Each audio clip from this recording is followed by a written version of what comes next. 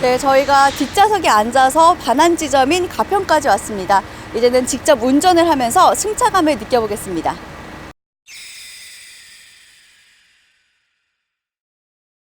쉘 시리즈가 벤츠한테 조금 밀렸잖아요. 근데 이제 어쨌든 페이스 리프트를 하면서 벤츠랑 경쟁이 될까요? 그래서 지금 봐서는 이 어디에 주로 앉느냐의 차이일 것 같아요. 아무래도 이제 벤츠는 굉장히 편안함을 추구하고 네. 그 다음에 럭셔리카의 반응이라는 거는 원래 이제 헤지테이션이라고 하는데 망설임, 악셀을 밟는 순간은 곧바로 즉각적인 반응을 하는 것이 아니고 어느 정도 뜸을 들여서 그래서 반응을 굉장히 부드럽게, 마치 아까 우리 뒷좌석에서 제털이 반응하듯이 누르면은 천천히. 부드럽게 우아하게 나오듯이 그런 것들을 추구하는 데 비해서 BMW는 어떻게 보면 조작감, 직결감 이런 데 이제 강점이 있는 네. 그런 이제 그 브랜드 특성이 있다 보니까 네. 일단 아까 뒷좌석에 앉았을 때 많은 부분이 이제 실망스럽다라거나 좀 이해하기 힘들다는 부분이 있었는데, 그런데 반해서 앞에 운전석에 타게 되면은 지금 뭐 세계에서 판매된 대량 생산 차 중에는 가장 큰 체구인데 헤비급인데도 불구하고 몸 넓림은 거의 미드급 같은 느낌, 조작하고 운전하고 할 때 편안함은 있어요. 그렇죠. 저도 확실히 뒷좌석에 있다가 앞좌석에 오니까 저는 폭 안기는 느낌이 그렇죠. 들었던 것 같아요. 그래서 물론 아까는 운전기사가 좀 형편없어서 그런데 전문 운전기사를 둔다면은 그것도 좀 괜찮은 것 또 같아요. 어쩌면은 뒷좌석에 앉아서 그러니까 주중에 이렇게 비즈니스 하는 때는 이제 뒷좌석에 앉아서 편안하게 쇼퍼 드리븐을 하더라도 네네. 충분할 수 있을 것 같고, 그런가 하면 이제 주말에 이제 개인적인 시간이 있을 때는 본인이 직접 차를 끌고 가족들하고 가족들이 그 패밀리 세단의 용도로서의 어떤 그 뭐랄까 이 역할을 할 수 자동차를 있다. 이용할 수 있는 그런 측면도 있지 않을까 뭐 이런 생각이 좀 들어요. 어떻게 보면 두 마리 토끼를 잡고 싶은 그렇죠. 드라이버에게 좋은 거일 수도 있겠네요. 오히려 운전이 좀 더 운전의 비중이 큰, 운전이 더 즐거운 차이긴 하고. 그렇죠. 네. 왜냐하면 사람들이 꼭 그 적당한 사이즈보다 이런 럭셔리카에서는 약간 낭비적인 요소가 있어야 되거든요. 그런 낭비적인 요소라는 데서 보면은 네. 이 BMW가 너무 그 치밀하게 해서 낭비적인 요소가 좀 덜 느껴지고, 그럼으로 해서 좀 타이트한 긴장감이 남아있다는 게 상품 구성에. 네. 그러면 좀 아쉽기도 하고요. 지금 가고 있는 길은 아마 BMW에서 그 세팅해 놓은 코스대로 가면 여기 좀 와인딩 비슷한 곳이 나올 거예요. 네, 꼬불꼬불 네. BM이죠. 그렇게 시승 코스를 잡아 놓은 것도 BMW 어떤 조종성 또는 로드 홀딩이라든가 반응성 이런 데다가 아마 초점을 맞춘 게 아니겠느냐라는 생각이 들어요.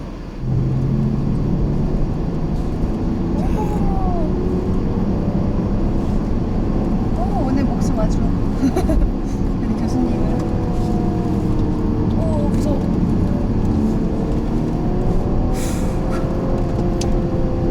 아이디어 괜찮네.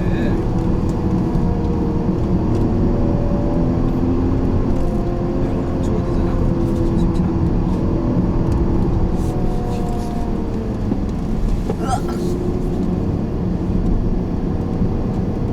심장이네.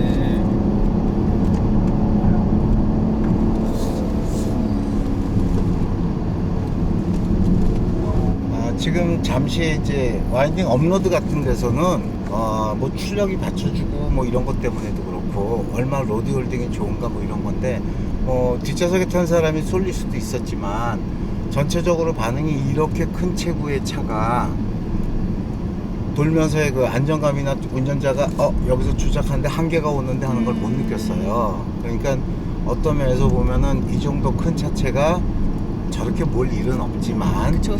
그러나 소위 말하면은 코너링이나 이럴 때 로드 그립의 한계가 훨씬 높다라는 거기 때문에 이 차 가지고 저런 코스가 어울리진 않으나, 거꾸로 얘기하면 극단적으로 갑작스럽게 위급한 상황이 왔을 때 그때 급조작을 하더라도 차가 안정감을 잃지 않는다. 이런 면에서는 역시 BMW답다 라고 볼 수 있을 것 같아요.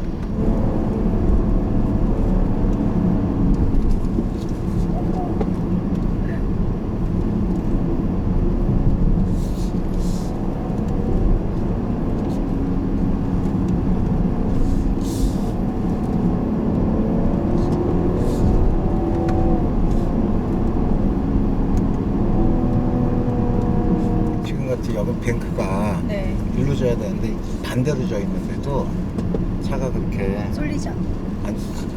특히나 앞좌석에서는 노면이 어떤 상황이든 코너가 어떻든 간에 그 운전자가 되게 부담 없이 편안하게 몰 수 있는. 나쁘게 말하면은 만약에 그 회사차로 내가 뒷좌석에 앉기 위해서 고급차를 샀는데 BMW 샀다 그러면 운전기사 좋은 일만 시키는 걸 수도 있어. 약간 그럴 수도 있어요. 진짜. 이게 이렇게 조정이 되죠.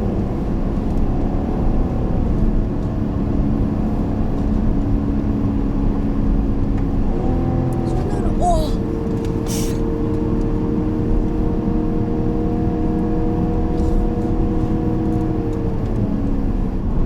네, 일단 우리가 와인딩도 해보고 이제 네. 고속도로로 들어왔어요. 네.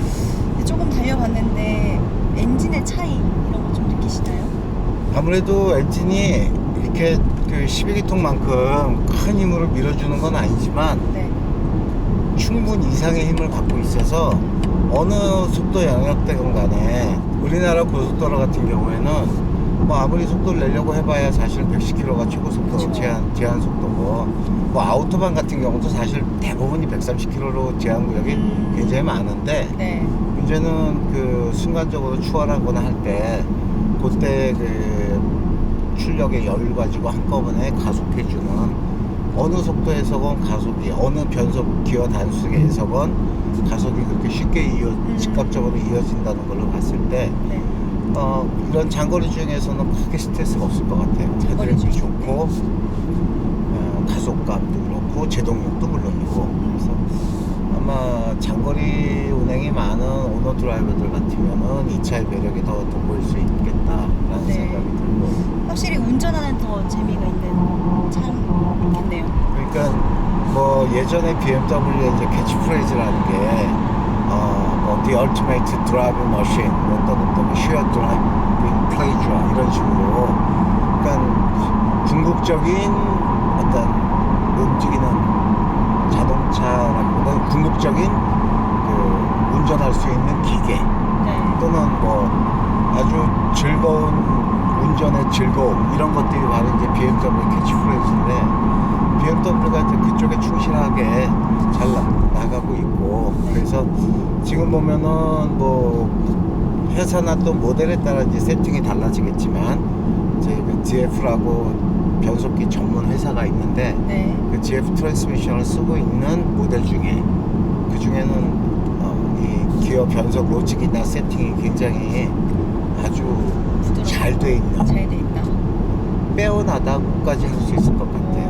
그래서 지금 차를 몰고 다니면서 뭐 와인딩도 마찬가지고 뭐 시내에서도 마찬가지일 거고 오히려 차를 반을 갈라놓고 보면은 뒷시트보다는 앞시트가 2배 반 정도 이상 더 즐거운 차 같아요. 확실히 보면은 여러 가지로 조작할 수 있는 것들이 많은데 어떤 게 좀 편리하셨어요? 그러니까 BMW 조작계라는 거는 물론 여러 가지가 있지만 뭐 제스처 컨트롤도 되고 그러니까 쉽게 말하면 손 모양을 가지고 뭐 오디오 볼륨을 높인다거나 그럴 수가 있어. 나오네요. 지금은 사용 가능 오히려 꺼버렸기 때문에 사용 가능한 음원이 없습니다 나오는데 이 손가락의 모양을 읽고 아 지금 볼륨을 올리라는구나 이런 걸 보여주는 거예요. 꼭 없이 편하겠네요. 그 다음에 또 하나는 터치로도 가능하고 스위치가 직접 달려서 스위치보드에서 조작도 할 수 있고 두 가지 모두 다 사용할 수 있고요. 거기에 이제 모든 기능을 원격으로 조정할 수 있는 다이얼로 패드로 조정할 수도 있고 그러니까 한 가지만을 고집하지 않기 때문에 그런 면에서는 이제 상당히 이렇게 다양한 조작을 할 수 있다는 장점이 있죠. 그렇죠. 드라이버 입장에서는 자기가 편한 걸 그냥 선택하면 그렇죠. 되는 거죠. 네. 선택사항이 익숙하게. 네, 그렇죠. 물론 그러기에도 너무 많은 기술들이 들어가 있기 때문에 공부해야 돼요. 옛날같이 이 차 타고 그냥 바꿔 타면 괜찮지 않은 게 거의 없어요.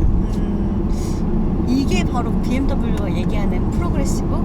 그렇지 뭐 있지 않을까요? 맞아요. 이런 프로그레시브하다는 측면에서 본다면 네. 다른 브랜드들보다 확실히 한 발 앞서가는 그렇죠. 건 맞아요. 그냥 우리가 주어진 걸 써 이런 게 네. 아니라 너네가 편한 대로 한번 골라 써봐. 이런 것도 있거든. 이런 거니까 그런 면에서는 이제 그런 식의 그 럭셔리를 표현하는 거는 뭐 괜찮네요.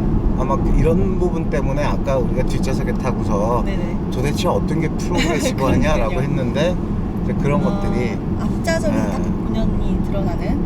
아무리 덩치가 크고 체급상으로도 그렇고 용도상으로도 뒷좌석에 오너를 모시는 차라고 하지만 그런데 기본적인 드라이빙 머신의 어떤 그 DNA는 계속 유지하고 있다는 거죠. 네. 그렇다면 오늘 이제 시승을 거의 마쳐가는데 네. 총평을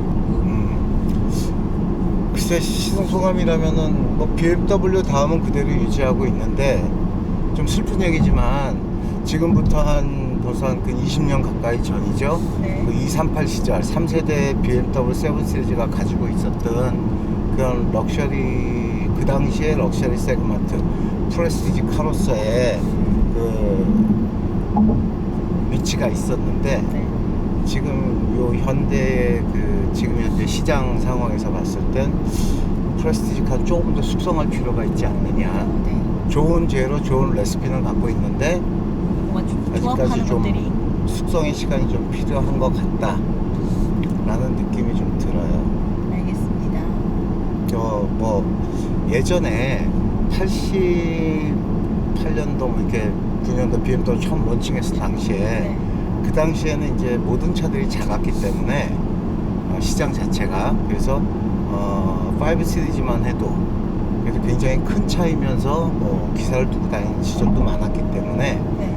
그 시절에 이제 사실은 5 시리즈의 캐치프레이즈라고 해서 그 당시 만들었던 말이 주중에는 비즈니스 세단으로 주말에는 패밀리 패밀리 세단으로 라고 했는데 굳이 이 차를 그런 식으로 표현을 한다면 주중에는 럭셔리 세단으로 럭셔리 세단. 그 다음에 주말에는 오너 드라이빙 오너 드라이빙. 그러니까 쇼퍼 드리븐과 오너 드라이빙을 같이 병행할 수 있는 저도 확실히 뒤에서는 넓다는 느낌을 받았고 앞으로 오니까 조금 더 넓은 느낌보다는 그런 역동감을 느낄 수 있는 그런 게 더 느껴졌던 것 같고요. 오늘 시승 우리 교수님과 잘 마쳤습니다. 고맙습니다. 고맙습니다.